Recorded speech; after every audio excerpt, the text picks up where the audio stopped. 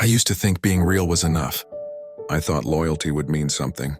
I thought love would be the shield, not the blade. But the truth is, this world doesn't bend for good hearts. It tests them, it breaks them. It strips them down until you start questioning everything about yourself. You give and you give, hoping one day someone will match it. And then one day you look around and there's no one left. Just silence, and your own heartbeat reminding you that you're still here even if no one else is. Pain doesn't always scream. Sometimes it whispers. It hides in plain sight. It sits in the "I'm fine" when your chest feels like it's caving in. It lingers in the way you smile at people who stopped caring a long time ago.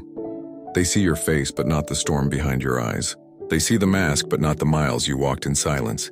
They don't know about the nights where it felt like your soul was crumbling in your hands. And then comes that quiet shift. That moment when you stop waiting for someone to come save you because deep down, you know they're not coming. It's a cold truth. It hits like a punch you didn't see coming. But it's honest. That's the night the old part of you starts to fade. The angel in you doesn't die with fire, it dies in silence. It dies when you stop explaining yourself to people who never cared to understand. They'll call you distant, they'll say you changed, but they'll never talk about the way they left you with nothing but your own broken pieces. They'll never admit that your silence wasn't pride, it was exhaustion. Real pain doesn't turn you evil, it turns you careful. It makes you guard your light like a fragile flame. Walking away doesn't happen all at once. It happens in quiet steps, one unanswered message at a time. One more night choosing peace over begging to be understood. You stop showing up for people who never showed up for you. You stop bleeding for those who'd never even offer a bandage. And slowly the noise fades. You're left alone, it hurts. God, it hurts, but that's when the rebuilding begins.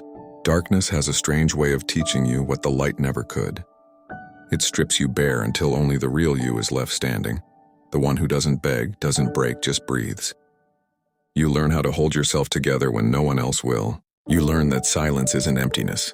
It's the space where you remember who you are. The light doesn't rush back in, it creeps. It starts small, like cracks in concrete. A breath you didn't know you were holding. A quiet morning that doesn't feel as heavy as the last. You start to trust yourself again. Not because the world changed, but because you did. People will still say you're cold.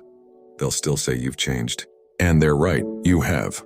You stopped handing out your soul like it's endless. You stopped letting people treat your kindness like it's disposable. You stopped being the hero in stories that only left you bleeding. That's not bitterness, that's growth. This isn't a revenge story. This isn't about proving anyone wrong. This is about rising from a place most people wouldn't come back from. It's about turning the darkness that once buried you into the soil you grew from. It's about becoming the light you were begging someone else to give you. I don't need to scream anymore. I don't need to be understood. The silence that used to suffocate me is the same silence that raised me. I became my own reason, my own voice, my own fire. The world thought the silence broke me, but the silence built me. And if you're reading this, standing in your own dark, wondering if the light will ever come back, it will. Not in a flash, not in applause, but in a whisper that says, "Get up, you're still here." And that whisper will be enough to start everything all over again. Sometimes you have to break yourself to rebuild yourself again from the darkness to the light.